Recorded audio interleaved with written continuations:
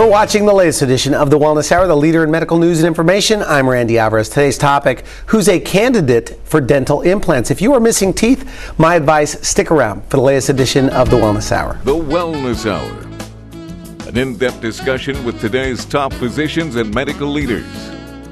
And now, your host, Randy Alvarez. You are watching the latest edition of the Wellness Hour, the leader in medical news and information. I'm Randy Alvarez. My first guest is Dr. T. Merrell Williams. Dr. Williams is the founder of Implant Dentistry and Periodontics in Tampa, Florida. We've invited him on the program today to discuss who's a candidate for dental implants. Dr. Williams, welcome to the program. Thank you, Randy, for having me here. It's a pleasure. Now, before we get into today's topic, you're a periodontist. Yes. What is that exactly? A periodontist is individuals that's devoted their practice to the diagnosis, treatment, and prevention of various forms of periodontal disease, as well as the placement of dental implants to replace one or more missing teeth. So your training differs from a general dentist where, how so specifically?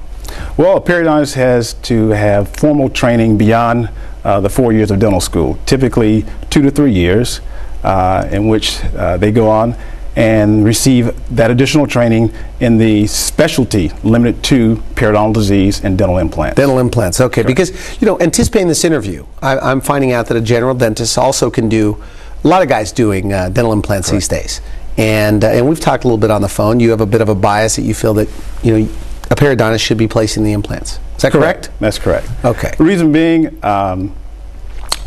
with the training, okay, you want to have confidence, okay, the expertise in placing those dental implants, but also the care for the implants afterwards. If there's a problem typically that may develop, the periodontist is that doctor that will typically recover that implant. Now on to today's topic, which is who's a candidate for dental implants. How long have the dental implants been around? Oh, approximately 40 plus years now, Randy. They started back from Dr.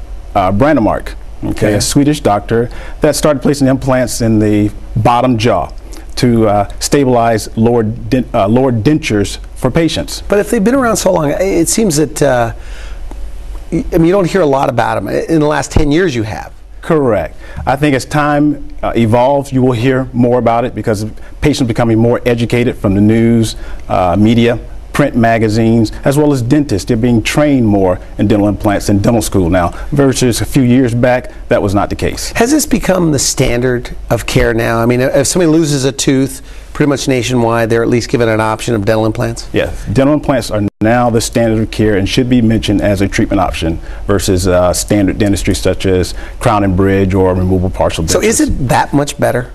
Yes, sir. Without a doubt, yes. Without a doubt. Because you said if people knew, you know, the difference, they would all do it. Well, they have to understand the success of the implants and the long-term predictability of the implants as well. Implants are 98% successful compared to a conventional bridge, which you have to have replaced in 5, 10 years down the road. Okay, implants are going to be there for a lifetime. Okay, now, you know, again, knowing I was going to interview you, talk to a dentist. He says the problem with dental implants is they fall out. What is your response to that? Obviously, that doctor is not well trained on dental implants. Okay, in terms of the techniques and procedures. So do they or they don't? They can, but as a whole, they Rare? do not. That's a rarity. That's that 2%. Have you ever seen it? I mean, you've really never seen it? I've seen an implant fall out, but that's due to a patient who was a heavy smoker. Okay. Or a person who didn't come back for recare after the implant was placed. Those are usually misconceptions by the public on implants or the bionic tooth. Once you place it, you never have to do anything else from there. But for the most part, it's going to last like any other tooth forever. That is correct. That's correct. Is that right? What's changed? Anything changed in the last 15 years with dental implants? Yes, the techniques, the types of implants, as well as procedures. What I mean by techniques, we have various types of radiographs that can be taken now versus the conventional periapical radiograph. What does that mean, by the way? You mean imaging? Imaging. Okay. The x-rays itself to view the bone of the patient. You could take a panographic radiograph, or we have digital x-rays now that you can use various computer programs and place in the implant, as well as CAT scans can be used. Okay, the CAT scans will allow you to see various bone density, the height of the bone, as well as the width of the bone to place the implant. The types of implants has changed over the years as well. We started with the subperiosteal steel, which actually lays on the bone. Then came the blade implants, which is flat like my hand here, that's placed into the bone. And now we've come to the root form, which is the best. It basically simulates a tooth root. So you get your tooth back. You get your tooth back. Okay. Okay. What are the different categories of patients that you see? Dental implant categories that go to see you. The patient who's missing one tooth, okay, is a great candidate for dental implants. The person who's missing perhaps 3 teeth. Instead of replacing each tooth, you can have an implant bridge done. Or that patient who has an ill-fitting denture. They can't taste their food any longer. The denture is moving around in their mouth. That's a candidate for implant therapy as well. Is that who benefits the most, by the way, the denture wear? Yes, along with the patient that's missing one tooth in the front of their mouth. Because you can imagine if you're missing one tooth, that would be very detrimental on your psyche and your confidence, if you will. Okay. But do they look real? Yes. How does my teeth look? They look good. I have an implant in the front One of those my mouth. is an implant. Exactly. Another category, Randy, is that person who may be missing, or the general dentist has told them that they have to have all their teeth taken out. Okay. Before that happens, we like to see that patient because the amount of bone preserved will greatly enhance the predictability of the implant. So is that so people? I guess and I looked on the internet. 25 million or more people are wearing dentures. Yes. So it's a big problem, I guess. A great problem. In terms of function for that patient, digestive problems that patient may incur, as well as confidence. So is it all about chewing? I mean, is that the whole purpose of why somebody would want to get dental implants, so they could eat again, chew again? Function, but also aesthetics. Okay. If you're out conversating or you're out eating and your denture flops around, that's an embarrassing moment. Okay. Also, with the spouse, okay, you want to feel comfortable. Interesting. Yes. With the spouse or loved ones. That goes back to the confidence, okay? Do they hide, have you heard stories where people hide the fact that they have dentures to somebody they meet? Yes. Someone that I know, I won't mention by name, her significant other, she didn't know until 6 months in the relationship that the person had dentures. The person hid it from her all that time due to embarrassment. So with dental implants, you no longer have to suffer from that. Okay, you get your teeth or the implants, and then the teeth are placed onto the implants, and you have your confidence back. You have your smile back. Okay. So it's a raise in self-esteem there. And much more. Yes, sir. Okay. Now, I interrupted you, but my question was that the person that goes to their general dentist and their teeth are they're told they have to go. Correct. You say earlier treatment is better. Correct. Explain why. If we can get that patient back to our office, the earlier the better. It'll preserve their jawbone. Randy, what you're looking at is a model here that's demonstrating bone deterioration after teeth have been lost. Okay. This natural biological phenomenon, when a tooth or teeth are taken out, the bone slowly deteriorates. It shrinks. Okay. It shrinks. Why is that? Okay. Because the teeth themselves, the root of the tooth stimulates the jawbone. It's the pressure on the bone? That is correct. It's similar to if you don't use it, you lose it. So if you don't have any teeth there, you have lost it and the bone starts atrophying away. With dental implants, it actually fools the body in terms of thinking that there's something in the jawbone similar to a tooth root. So during function or that pressure, as you said, it allows the bone to be maintained in normal height, okay, which in turn gives that patient a very prominent smile. You may have seen individuals where they don't have any teeth and then their facial appearance is sunken in. Sunk in, right. That is I've correct. Seen that. Okay, but with dental implants, interesting. So they're losing bone. They're losing bone. Correct. That's correct. They look older, I guess. You will look older than your chronological age, so to speak. Okay. So the dental implant will stop that. It will prevent that from happening. With the denture wear, Randy, typically when they first get a denture, it'll fit somewhat snug, and they get a false sense that okay, it fits. But as time goes by, the bone slowly deteriorates, and that denture no longer fits. Now they have to wear adhesive. Okay. And that's a mess. Okay. Down here, it'll never fit.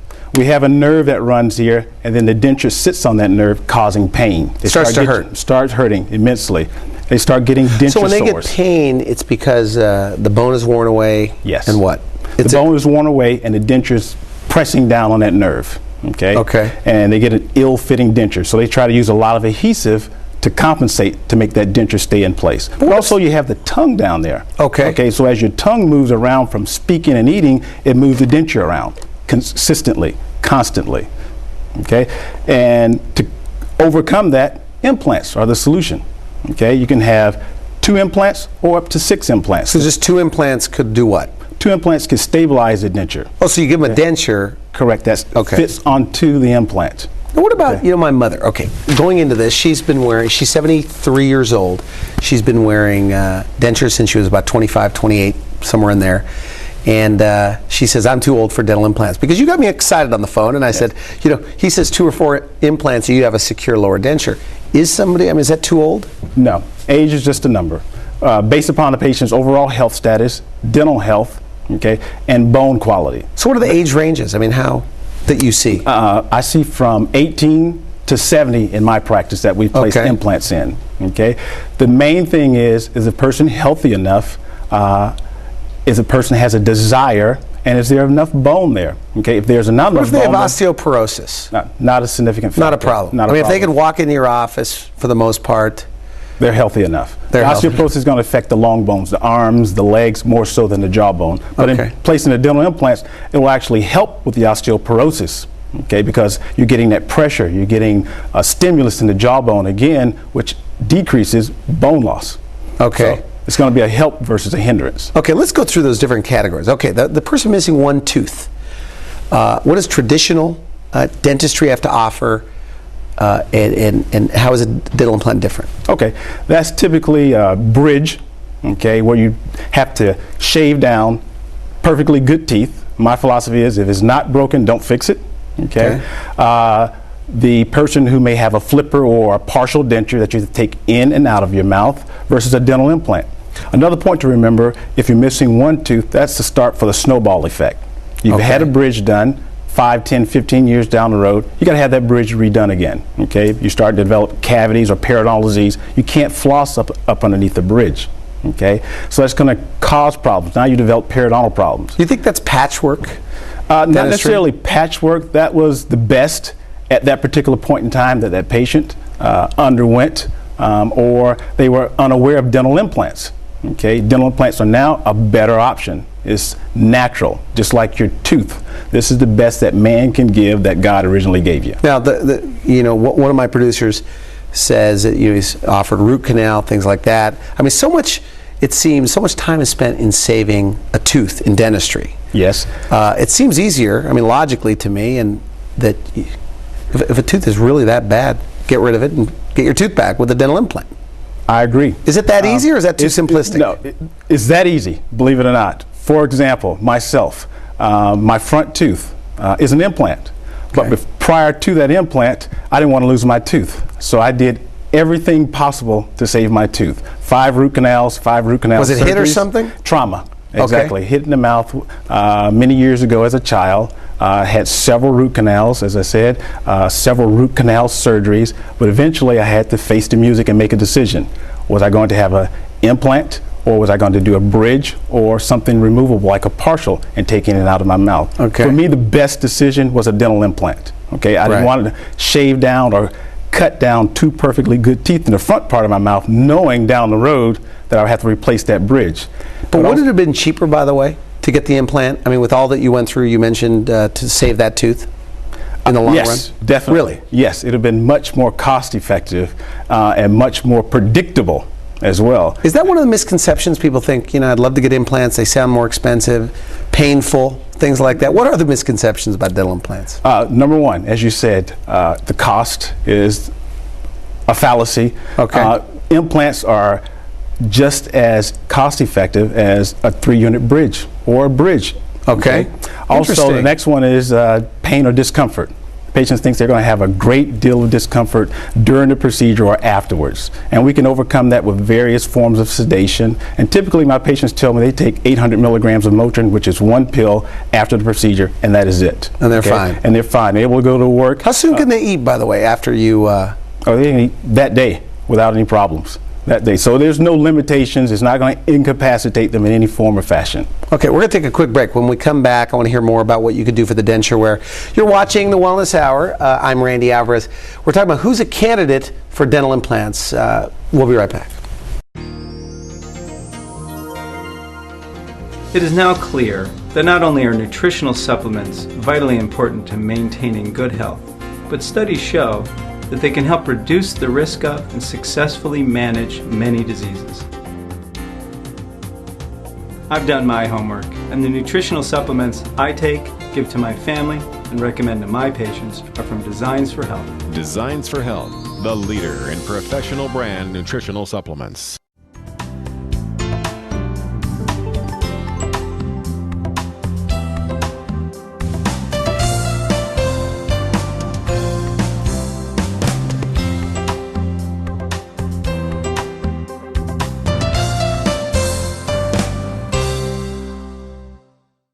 Hi, I'm Dr. Bill Dorfman, the dentist from Extreme Makeover. I know a lot of people worry about taking care of bad breath. I'm a mint popper. I'm a rinser. I'm a gum chewer. That's why I recommend BreathRx, not only to my patients, but to everybody I know. Only BreathRx has Zytex, which eliminates bacteria, neutralizes odor, and it's alcohol-free. It's clinically proven to stop bad breath before it starts. It's dentist recommended. Get real fresh breath with BreathRx. Now get the breath freshening power of Zytex in BreathRx Gum and Mints. Works fast, keeps working for hours.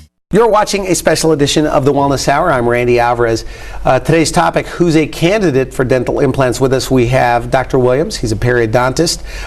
Now, Dr. Williams, and I should mention, I've been told you are the go-to guy in Tampa for dental implants. My patients tell me that, and I Is there an art to it? Is there an art to it? Yes, art it is. and science? Yes. Anyone can place dental implants, but the patient who's seeking an implantologist, if you will, wants to make sure that person has had formal training, okay, and not just a weekend course. So it does happen? Unfortunately, it does happen, but I hope it doesn't happen, so to speak. Okay. You want to, as I said, you want to have that patient that chooses a doctor that has formal training, feels comfortable, but has also experience in various placements of implants, because a lot can go wrong in the place of a dental implant, as simple as it is. Now, you say in all dentistry that this is the happiest group of patients, the dental implant patients. Yes, by far. Why? By far, because it's a life-changing experience. As I told you, my situation. So life-changing, though? Life-changing. A bit of an exaggeration, or no? No. I had a patient, for example, that came into my practice actually a few months ago, very distraught, in the public eye. She's a dean of a university, fractured off her front tooth. She came to me in tears because she didn't want to have a bridge. She did not want to have a removable partial denture, and she desired to have a dental implant. We were able to put an implant in that day, as well as the crown, and she was able to go to work the next day. Okay, she was very happy. We just saw her a couple weeks back for her follow-up care, maintenance, and she was just giving us accolades of how it changed her life. Okay. Now, when somebody, obviously, if they're about to lose all their teeth, their gums are probably in pretty bad shape. Correct. And they're still candidates for dental implants. Yes, they are. Yes, they are. If we're able to remove those teeth, remove the infection, allow it to heal for a period of time, okay, we may or may not have to add bone to the area due to the infection, but once the bone is typically healed, they are candidates for the implant placement. For example, the lower denture wear, if they're missing teeth for X period of time, we can place dental implants there. If they have very little bone, they can have augmentation procedures as well. Do you have synthetic materials that you synthetic or what we call donor tissue. Okay. So this the patient's choice. Both are predictable in placement. We can place that particular bone material there, augment the bone, increase the bone height as well as bone width, and place as little as 2 implants. Okay. And then their denture can snap actually onto the implant. For example, this is the lower denture wear? Correct. This is the lower denture wear. 2 implants have been placed, and then you can hear that snap. So that gives them stability. So when they're out in public, they're speaking, they're eating, okay, they don't have to worry about that denture moving, period. Okay. And this, I mean, it's easy to take in and take out? It's very easy to take in and take out. And we advise the patients to take it out at night, clean around the dental implants to prevent future problems, because we don't want them to lose the implants as they lost their teeth. But you say for the denture wear, lower denture? Correct. 2 implants? 2 implants or 6 implants. Okay. If 6 would be ideal? 6 would be ideal. That gives them a fixed, they no longer have to take their teeth out at all. Okay. Oh, it stays in there permanently? It stays in there permanently. So they function as if I or you are functioning. Okay? Do you think that's the problem, that people count their teeth and say, you know, that's a lot of money for dental implants? Yes. And you're saying 6 teeth? Yeah, and what I say to that patient is, Randy, you're the patient. I understand that that's a great deal of finance, that you're making an investment. But if I told you, Randy, I can give you a success rate of 98%, I'm sure you would agree. Okay, that's good. And it only takes 6 implants. It only takes six implants. Now, it's permanent. It's permanent. Yeah. Okay, now I said, Randy, go down to your local banker and you have a CD and they give you a 98% success rate, you jump at that. Okay. So you want to take the same philosophy for your oral health as well. Okay, and people are living longer, obviously. They're living longer.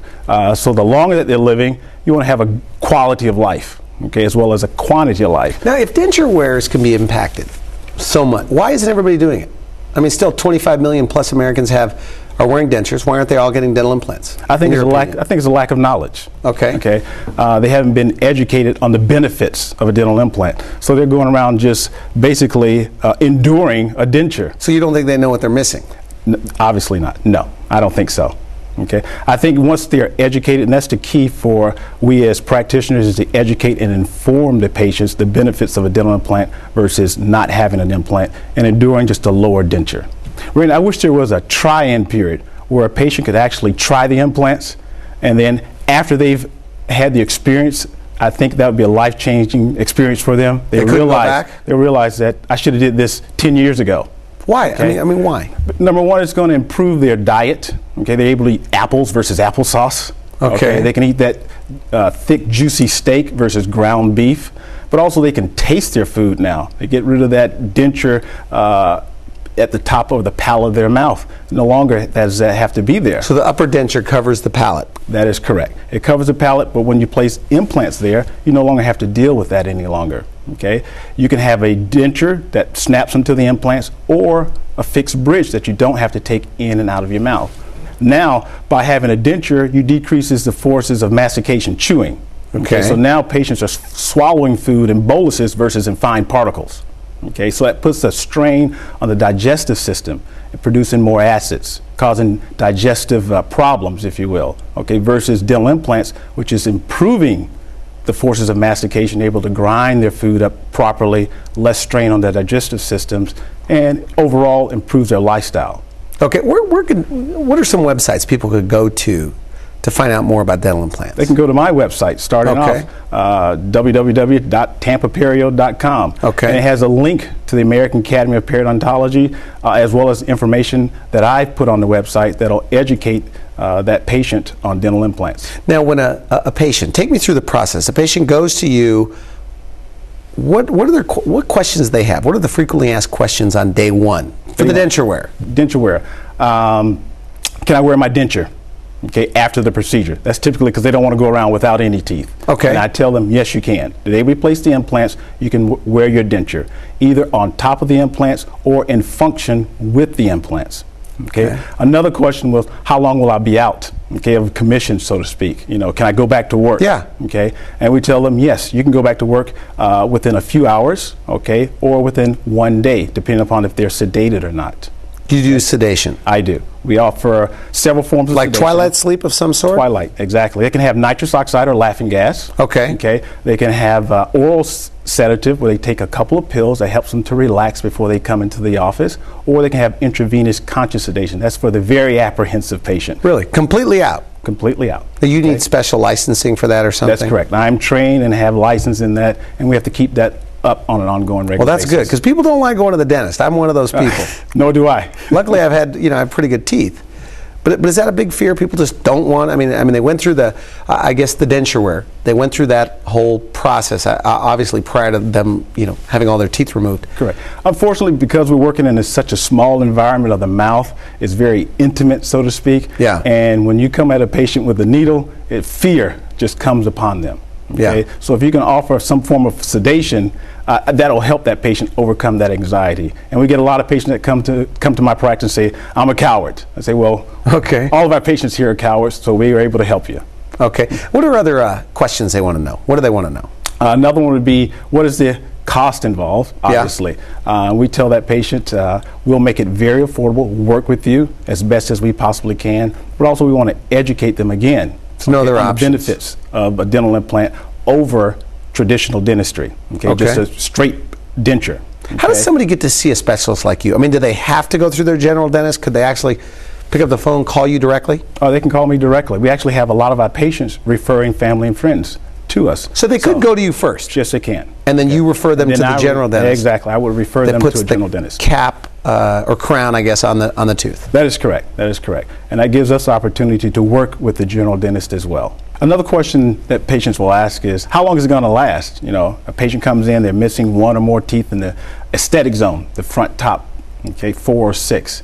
And we tell them that implants are designed to last a lifetime. Okay. Okay. They're very predictable. Okay. The success rate is 98%. But in terms of appearance, if it's done correctly, you can't tell that a patient has an implant, just as myself. You can't tell. What about you? I mean, can you spot if somebody has a dental implant in the front? No. If it's done correctly, no. You can't tell. That's the purpose. You're not supposed to be able to tell. Yeah, I feel like I could spot these, especially in the front teeth. When somebody's wearing a bridge or partial, whatever you guys are calling it, it's obvious. I see the metal when they smile. That is correct. Doesn't look too good. That's correct, because over a period of time, the patient starts developing recession around those areas. Okay, they start getting bone deterioration because the bone is going to slowly deteriorate because there's nothing in the bone in that missing space. Okay, so over a period of time, you start noticing those changes in the patients. Okay, with a dental implant, that's not the case. So they're just doing it. I mean, the only reason why somebody would do a bridge or partial in the front is to save money, but the fact of the matter is they're not saving money. They're not saving money. No, it's just saving money. It's a quick fix to the problem, but not a long-term fix, because eventually they're going to have that bridge done over again. Versus an implant is a quick fix and a long-term fix. Okay. What about parents? What do you say to them? Their kids are missing, and how old do you have to be?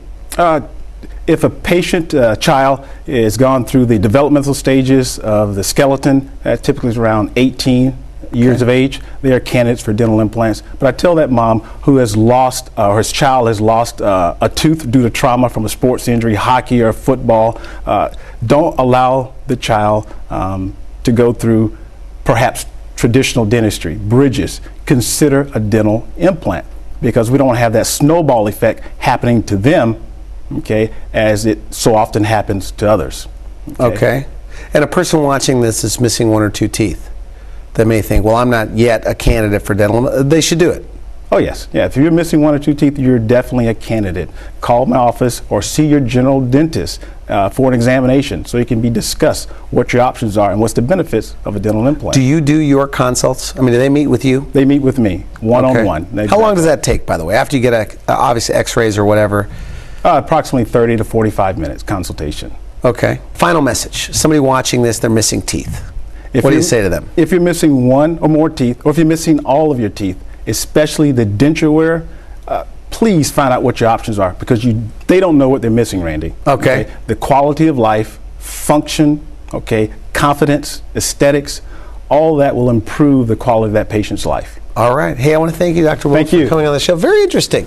You've been watching The Wellness Hour, leader in medical news and information. I'm Randy Alvarez. If you would like to see this program again online, visit our website at wellnesshour.com. For now, I wish you good health. Thanks for watching The Wellness Hour, the leader in medical news with your host, Randy Alvarez, the authority on health issues.